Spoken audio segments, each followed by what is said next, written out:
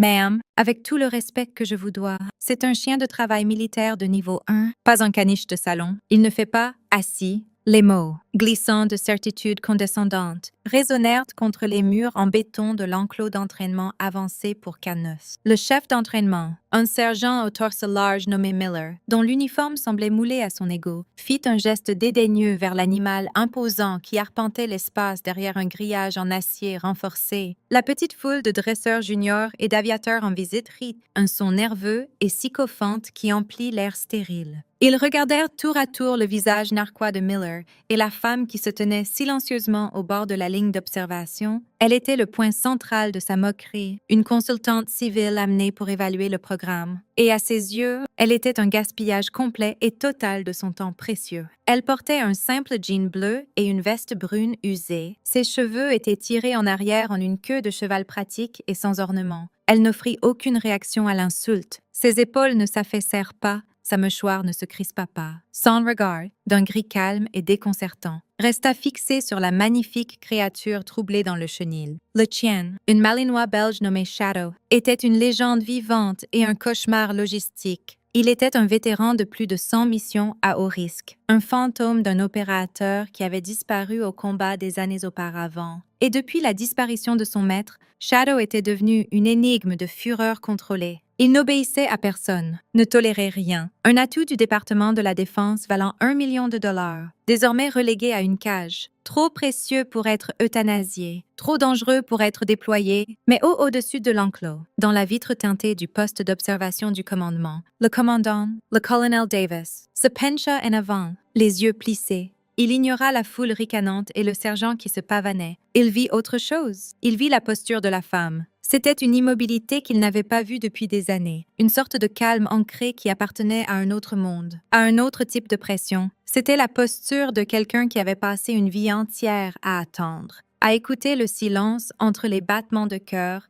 dans des endroits où un seul bruit pouvait signifier la fin. C'était une immobilité qu'il avait vue pour la dernière fois sur un aérodrome poussiéreux à Kandahar, dans les moments précédant une mission d'où tout le monde ne revenait pas. Si vous croyez que le respect se gagne, et non pas qu'il se demande, tapez, gagnez, ci-dessous. La femme, le Dr. Eris Thorne, était arrivée ce matin-là avec un dossier mince et une lettre du Pentagone. Ses qualifications indiquaient un doctorat en psychologie comportementale animale et une série d'articles académiques. Mais pour le sergent Miller, ce n'était que des absurdités bureaucratiques. Il voyait des mains douces, une coupe de cheveux civils et un manque total de port militaire. Il voyait une universitaire sur le point de recevoir une dure leçon sur la différence entre la théorie et la réalité brutale d'un K9 de niveau 1. Il s'était fait une mission personnelle pour la journée d'exposer son ignorance, de la remettre à sa place pour pouvoir retourner au vrai travail. Vous voyez, ma'am, continua Miller, sa voix tonitruante avec le plaisir de sa propre autorité. Shadow ici était jumelé avec une légende, un vrai opérateur. Pas quelqu'un qui lit sur les chiens dans un livre. Cet animal a plus d'engagement confirmé avec l'ennemi que la moitié des soldats sur cette base. Il répond à un ensemble très spécifique de protocoles, des protocoles que vous ne comprendriez pas. Il s'adressait à elle, mais ces mots étaient pour l'audience des jeunes dresseurs qui pendaient à ses lèvres. Leur visage était un mélange d'admiration pour lui et de pitié pour elle. Il établissait sa dominance, renforçant la hiérarchie rigide des chenils. Ici, l'expérience sur le terrain était la seule monnaie qui comptait. Et à son estimation, elle était en faillite. Eris Thorne ne semblait même pas l'entendre. Sa concentration était absolue. Un faisceau laser dirigé sur l'animal qui arpentait l'espace, Shadow se déplaçait avec une grâce prédatrice fluide, un ressort enroulé de muscles et d'instinct. Ses oreilles à pointe noire pivotaient, capturant chaque son, ses yeux sombres ne manquant rien. Les autres dresseurs gardaient une large distance, leur peur un parfum palpable dans l'air. Ils avaient tous essayé de travailler avec lui. Ils portaient tous les cicatrices de leur échec, certaines physiques, la plupart émotionnelles. Le chien était plus qu'agressif. Il était en deuil. Un guerrier dont l'autre moitié avait été arrachée, le laissant échouer dans un monde qu'il ne comprenait plus. Il était un miroir de son maître perdu, silencieux, létal et totalement seul. Miller, prenant son silence pour de l'intimidation, presse à son avantage. Nous avons eu les meilleurs entraîneurs du service qui ont essayé de percer avec lui. Rangers, SEALs. Vous nommez, ils n'ont même pas pu lui faire prendre une récompense alimentaire. Alors, qu'est-ce que vous pensez exactement accomplir ici aujourd'hui? Docteur. Le titre était une flèche empoisonnée destinée à la cadrer comme une étrangère, une touriste académique dans son monde gritty et pratique. Le silence qui suivit fut lourd. Brisé seulement par le cliquetis rythmique des griffes de Shadow sur le sol en béton, Eris Thorne changea enfin de position. Un petit mouvement presque imperceptible. Elle tourna légèrement la tête, ses yeux gris rencontrant ceux de Miller pour la première fois. Sa voix, quand elle vint, était calme, dénuée de toute émotion. Ce n'était pas un défi ni une défense, c'était une simple question technique. Quel est son horaire d'hydratation? La question était si inattendue, si banale, qu'elle dérailla complètement la tirade de Miller. Il cligna des yeux, déséquilibré. « C'est quoi? Nous lui donnons de l'eau. Il en a plein. » Elle garda son regard sur lui. À quel moment est-ce programmé ou en libre service? Quelle est la température ambiante de l'eau? Avez-vous testé la teneur en minéraux? Les Malinois élevés pour des environnements arides ont des sensibilités rénales différentes.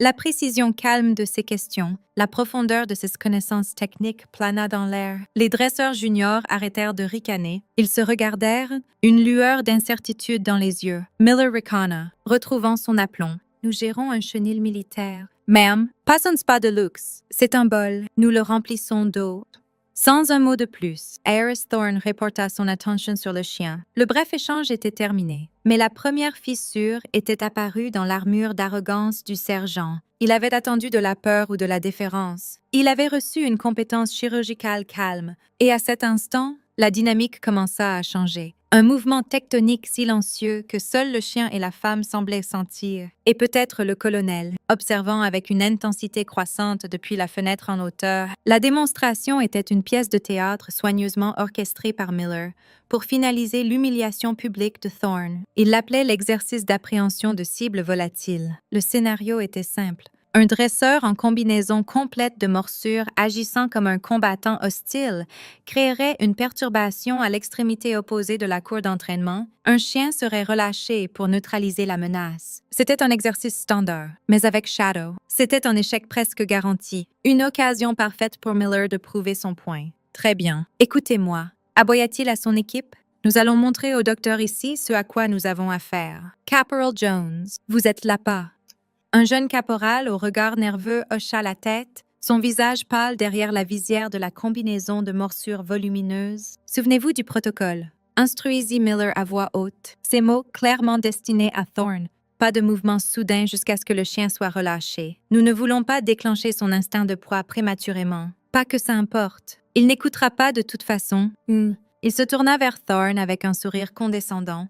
Vous voudrez peut-être reculer. Ma'am, ça peut devenir un peu intense. Eris Thorne ne bougea pas. Elle se tenait simplement près de la clôture, les bras croisés lâchement. Sa posture détendue mais alerte, elle était une île de calme dans une mer de tension fabriquée. La porte de l'enclos de Shadow fut ouverte à distance. Le chien ne bondit pas comme les autres. Il sortit en traquant, ses mouvements délibérés. La tête basse, il inspecta la cour, son intelligence palpable. Il n'était pas un outil, il était un soldat évaluant un champ de bataille. À l'extrémité opposée, le caporal Jones commença à crier, agitant un bâton rembourré, jouant le rôle de l'agresseur. Commande de relâche. Allez, allez, allez! Hurla Miller dans sa radio. Mais Shadow ne bougea pas. Il se tenait au centre de la cour, ignorant complètement le caporal agitant les bras. Son attention était ailleurs. Il regarda au-delà des dresseurs, au-delà de l'équipement, son regard balayant le périmètre jusqu'à ce qu'il se pose sur la femme silencieuse près de la clôture. Il se tint parfaitement immobile, son corps une statue de muscles tendus, ses yeux verrouillés aux siens.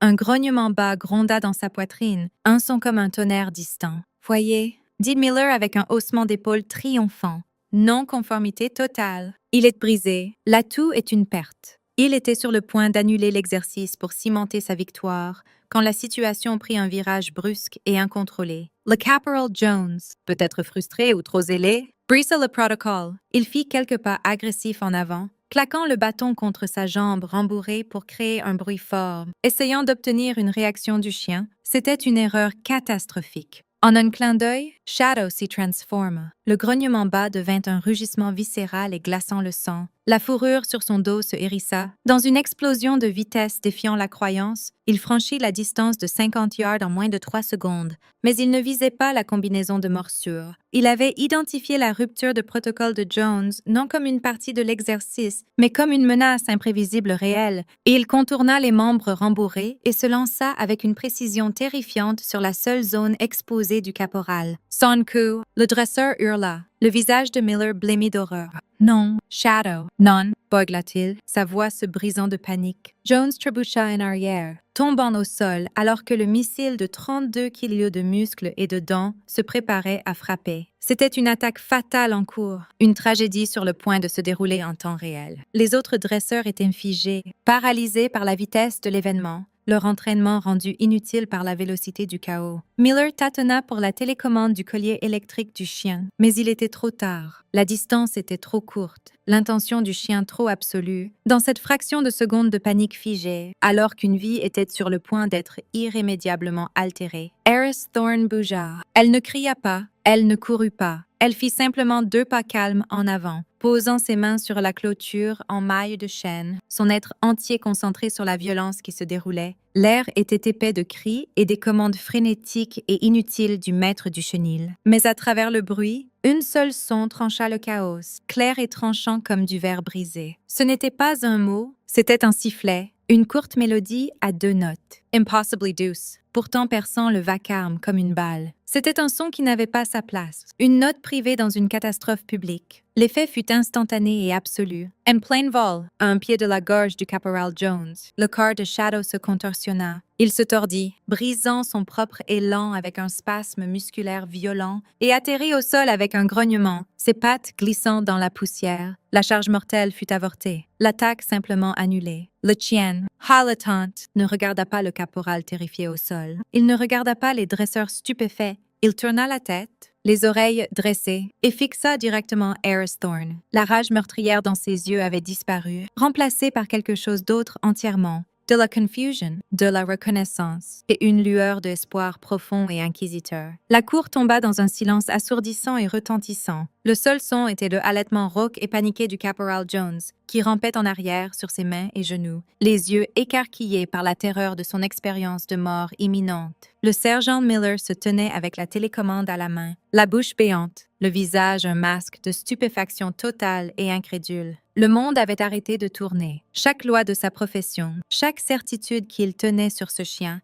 venait d'être brisée par une femme calme, et un simple sifflet impossible. Le silence qui enveloppait la cour d'entraînement était plus lourd que n'importe quel son. C'était un vide rempli du choc inexprimé d'une douzaine d'hommes qui venaient de assister à un miracle et à une tragédie évitée dans le même souffle. Ils fixèrent sans cligner des yeux la scène devant eux. Le caporal Jones était aidé à se relever par ses camarades tremblants. Son visage de la couleur des cendres, le chien Shadow restait où il avait atterri, une statue parfaite d'obéissance. Son être entier concentré sur la femme à la clôture, et le sergent Miller, l'autorité bruyante et confiante, était totalement muet. Son arrogance avait été dépouillée en un seul instant, laissant derrière elle une aure brute et béante. Il regarda du chien à la femme et vice-versa, son esprit refusant de traiter ce que ses yeux venaient de voir. C'est alors que le son d'une lourde porte s'ouvrant résonna depuis le bâtiment principal. Le colonel Davis émergea. Descendant les marches en béton depuis le poste d'observation, il se déplaçait avec un calme délibéré qui commandait l'attention. Les dresseurs se redressèrent instinctivement, leur choc momentanément remplacé par le réflexe ancré de la discipline. Le colonel ne les regarda pas. Il ne regarda pas Miller. Ses yeux étaient fixés sur Eris Thorne. Il traversa la cour,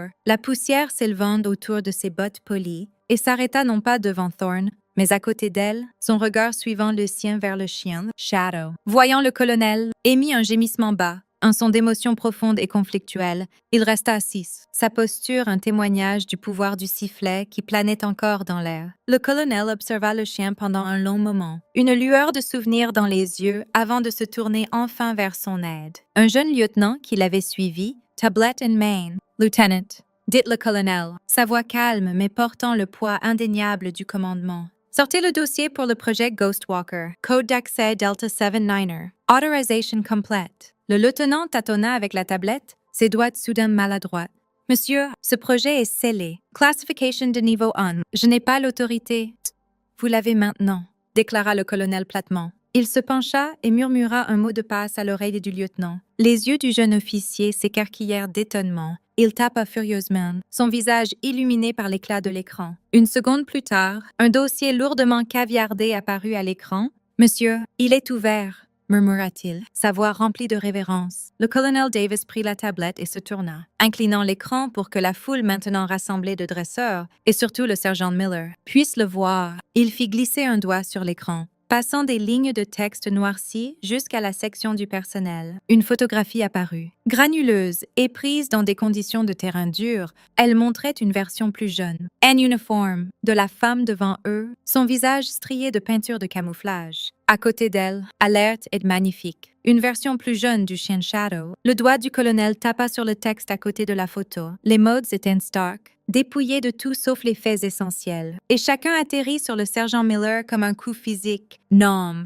Thorn Harris. Grade au moment de la séparation. Major. Unité. Commandement des opérations spéciales conjointes. Premier détachement de mission spéciale. K9. Titre classifié. Chef de programme et maître principal. Project Ghostwalker. Il fit glisser à nouveau et une liste de distinctions remplit l'écran. Une Silver Star. 2 Bronze Stars avec valeur. Une Purple Heart. Des journaux de mission de lieux qui n'existaient pas officiellement. Des opérations enterrées dans les vaults les plus profonds de la sécurité nationale. Les dresseurs alternent. Ils n'étaient pas en présence d'une psychologue civile. Ils étaient en présence d'un fantôme, un officier des opérations spéciales décoré, un guerrier du plus haut calibre. Le visage du sergent Miller était passé du blanc à un rouge marbré de honte profonde et écrasante pour l'âme. Il comprenait enfin, le chien n'était pas brisé, il était loyal. Il avait attendu tout ce temps la seule commande qu'il reconnaîtrait vraiment. Le sifflet n'avait pas été un tour, c'était une clé, une qui déverrouillait un lien forgé dans le creuset du combat. Une connexion que Miller, avec tout son bluster et ses protocoles, n'aurait jamais pu comprendre. Il avait essayé de forcer une voiture, tandis que la maître serrurière se tenait silencieusement à côté de lui, tenant la seule clé existante. La compétence calme qu'il avait prise pour de la faiblesse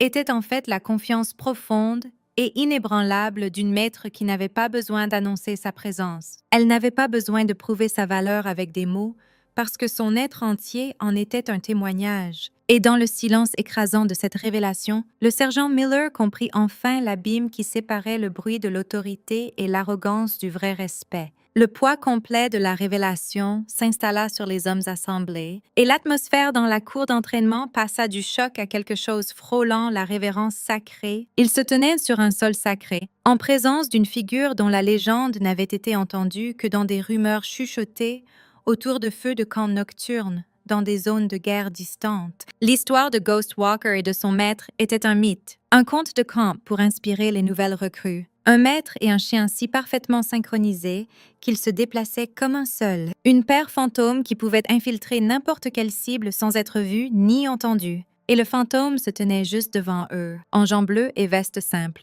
Le colonel Davis laissa le moment planer dans l'air, permettant au plein impact de la vérité de démanteler chaque supposition que Miller et ses hommes avaient jamais faite. Puis, avec un mouvement lent et délibéré, il se tourna pour faire face à la femme qui était toujours entièrement concentrée sur son chien. Il se redressa de toute sa hauteur, le dos droit comme une baguette. Dans un geste aussi net et tranchant qu'un coup de fusil, il porta la main en un salut formel parfait. Ce n'était pas le salut décontracté qu'on donne à un collègue officier en passant. C'était un geste de respect profond et sans ambiguïté, une reconnaissance publique d'un commandant de base à un guerrier d'un statut égal, sinon supérieur. « Major Thorn », dit-il, sa voix résonnant avec une autorité qui fit taire chaque oiseau dans les arbres voisins. « Bienvenue de retour. C'est un honneur de vous avoir sur ma base. Nous pensions tous que vous aviez été perdu après l'incident de Zagreus. » Ces mots remplirent la dernière pièce tragique du puzzle. Elle n'avait pas simplement quitté le service. Elle avait été présumée tuée au combat.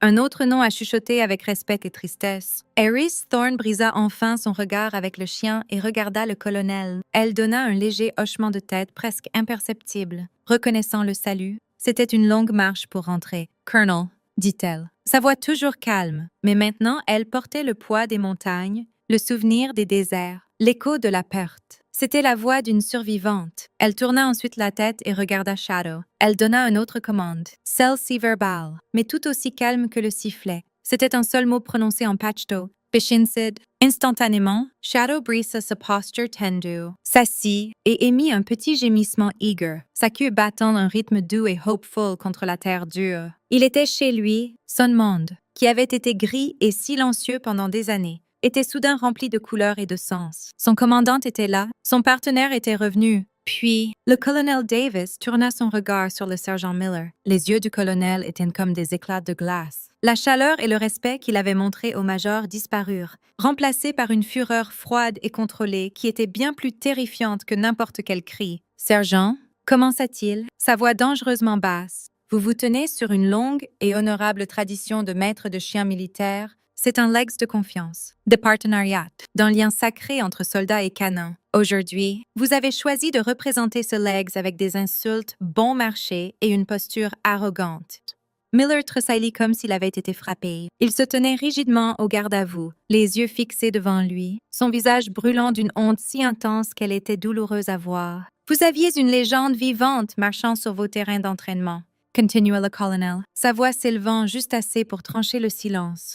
La femme qui a écrit le livre. Non, la femme qui a inventé le langage que vous êtes à peine qualifié pour parler, elle a conçu les protocoles même que vous avez si arrogamment prétendu qu'elle ne comprendrait pas.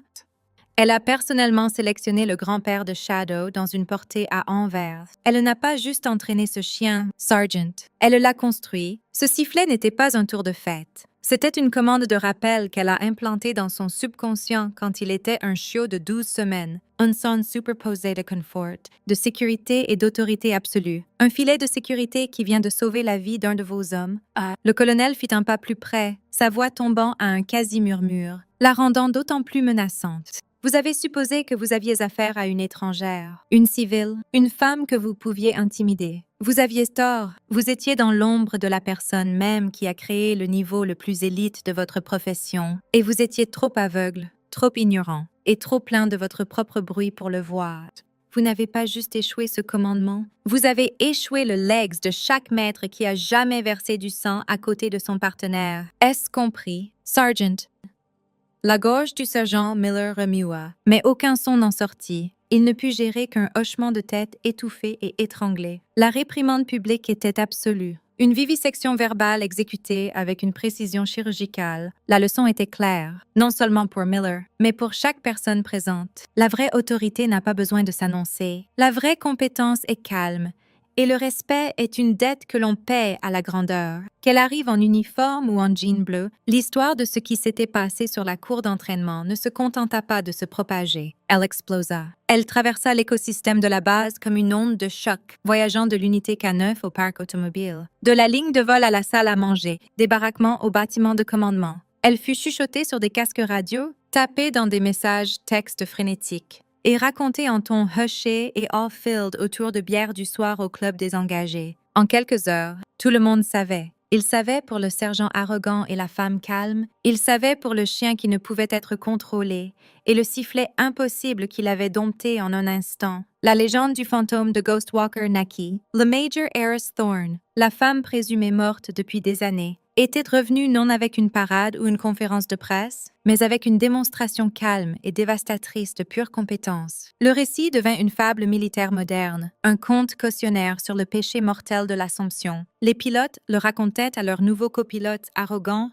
les sergents instructeurs le racontaient à leurs recrues brutes. Il devint un outil d'enseignement, une pierre de touche culturelle sur la base. La phrase « Ne te fais pas, Miller » entra dans le lexique local, un avertissement shorthand contre le fait de juger quiconque par son apparence. Pour le sergent Miller, l'expérience n'était pas juste humiliante, elle était transformatrice. Les fondations de son identité professionnelle avaient été brisées, toute sa vision du monde, bâtie sur une hiérarchie rigide de forces visibles et d'autorité bruyante, avait été prouvée fausse. Pendant 2 jours, il fut un fantôme lui-même, évitant le contact visuel, accomplissant ses devoirs avec une efficacité mécanique et sans joie. Le swagger avait disparu, remplacé par un silence lourd et pensif. Au 3e jour, il chercha le Major Thorne. Il la trouva non dans un bureau ou une salle de briefing, mais où elle était toujours, avec Shadow. Elle était assise sur le sol d'un chenil stérilisé, la tête massive du chien reposant paisiblement sur ses genoux, tandis qu'elle vérifiait méthodiquement ses pattes pour des chardons.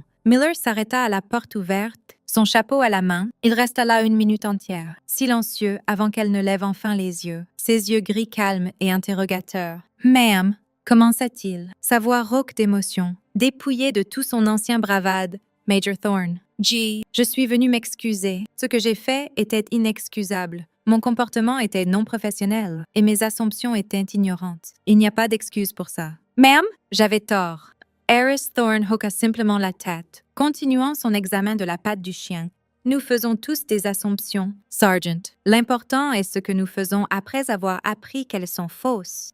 Son absence de condamnation était, à sa manière, plus impactante que n'importe quelle colère persistante n'aurait pu l'être. Elle n'était pas intéressée par la honte, elle était intéressée par la mission. La mission était le chien. Miller fit un pas hésitant en avant. J'ai passé toute ma carrière à penser que je connaissais ces animaux, à penser que je savais ce qu'il fallait, mais en regardant le lien que vous avez avec lui, je réalise que je ne sais rien du tout. Pas vraiment. Il la regarda, sa demande mise à nu dans ses yeux. Si vous êtes disposée, ma'am, j'aimerais apprendre. Je veux comprendre ce que j'ai vu. Je veux être meilleure. Iris regarda du visage earnest et humble du sergent à l'animal confiant sur ses genoux. Elle vit un pont, une opportunité non pour la rétribution, mais pour la croissance. Sa philosophie n'avait jamais été sur la gloire personnelle. C'était sur le bien-être des animaux et l'efficacité de la mission. Elle donna un autre petit hochement de tête. Le chien passe en premier. « Sergeant, toujours », dit-elle, ces mots échouant le cœur de son existence entière. Le lien n'est pas sur la dominance, c'est sur la confiance. C'est une conversation silencieuse. Vous devez apprendre à écouter.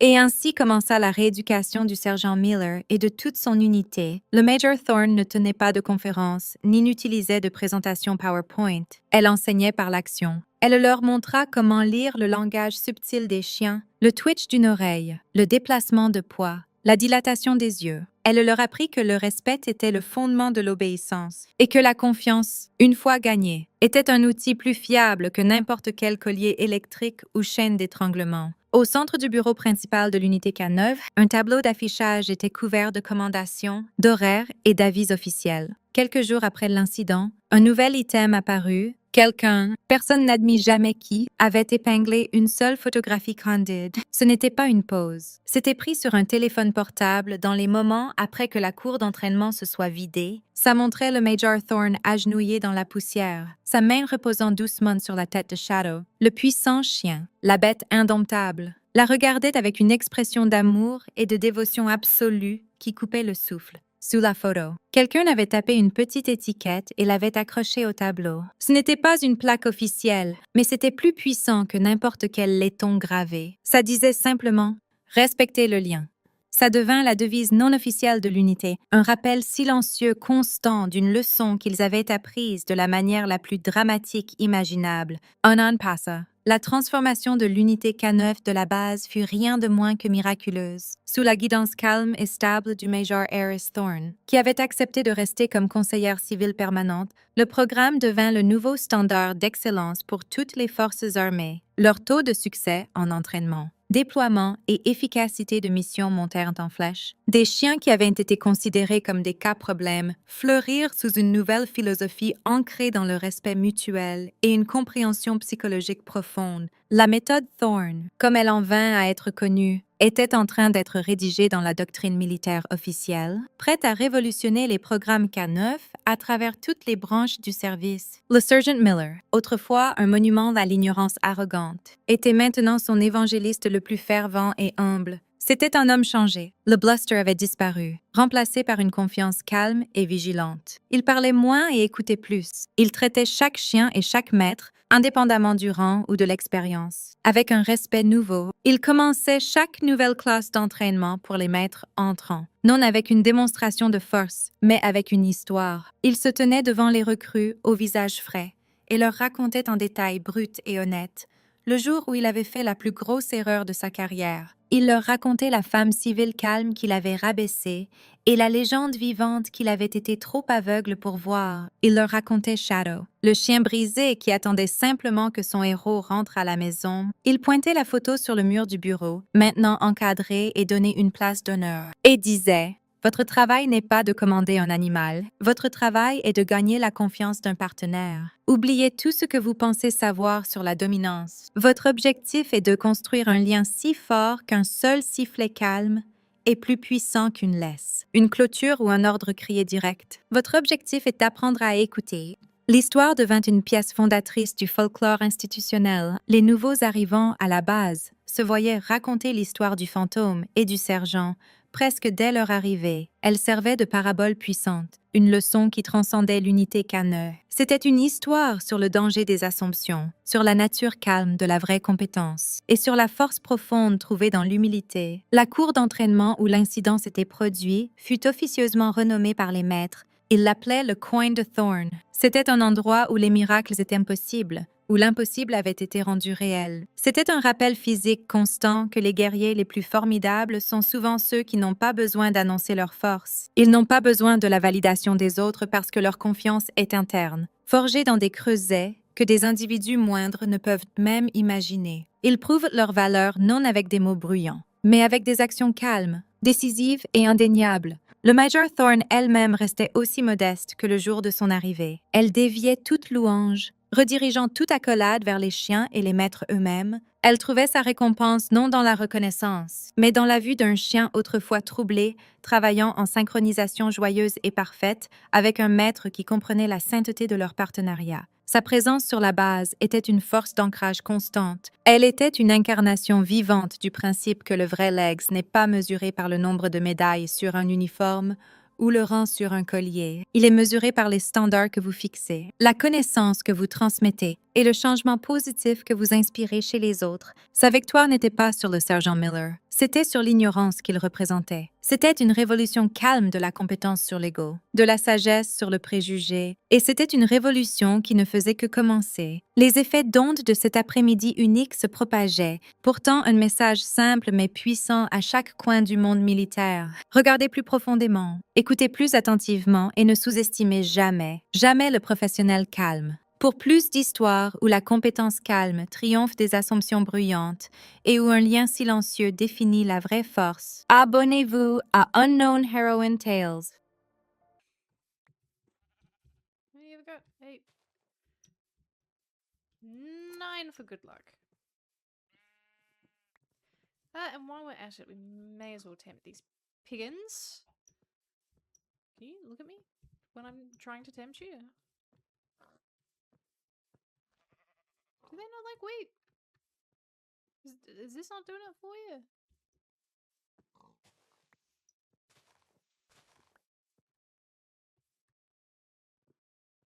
I can't tell. Are you following me? Okay, I don't think wheat does it. I don't know what pigs are like then. That's annoying.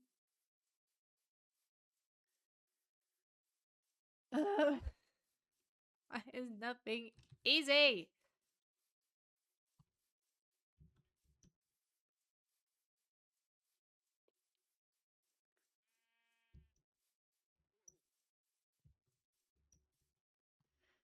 Alright, how about now? How about now? Am I crazy? Or is it string that you can turn into wool and not vice versa? I'll look this up. I'm going on a Google adventure. String.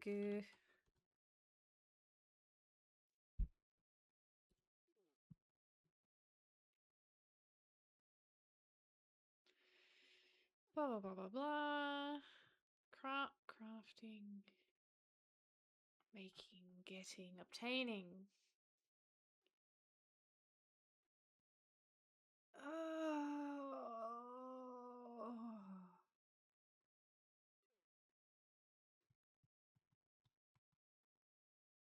Unfortunate. It does appear that we must obtain it from a creature. Fine. This is fine. There'll be spiders somewhere, right? Right? Okay, let's put you down. So at least I remember I have you and I don't lose you in a terrible accident. Actually, right down there in the middle and I'll try and snipe you from like over there.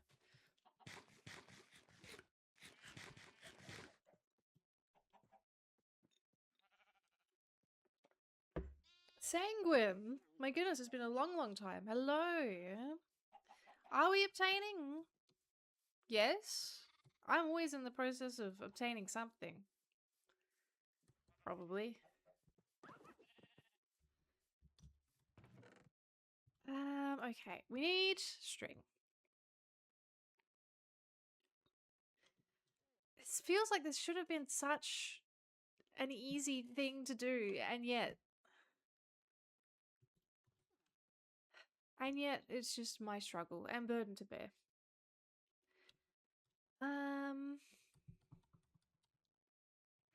Go back down to the caves.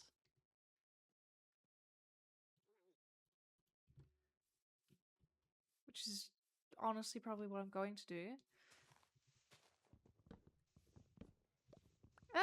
Twitch. Well, that's okay. Sometimes the notify thing is not notifying. And what can we expect, really? I've actually got a bit of beef with Jeff Bezos currently. So I think he's smothering me in the algorithm. I've been saying mean things to my TV when I'm watching Prime because I don't like that I had to pay for a service and still receive ads. I think he's taken it to heart. He's taken it personally. He wants me to fund his next wedding in Super Venice. And I'm not playing ball. Which is not me. But why not? Let's go crazy. Let's be nuts. Let's make more chests.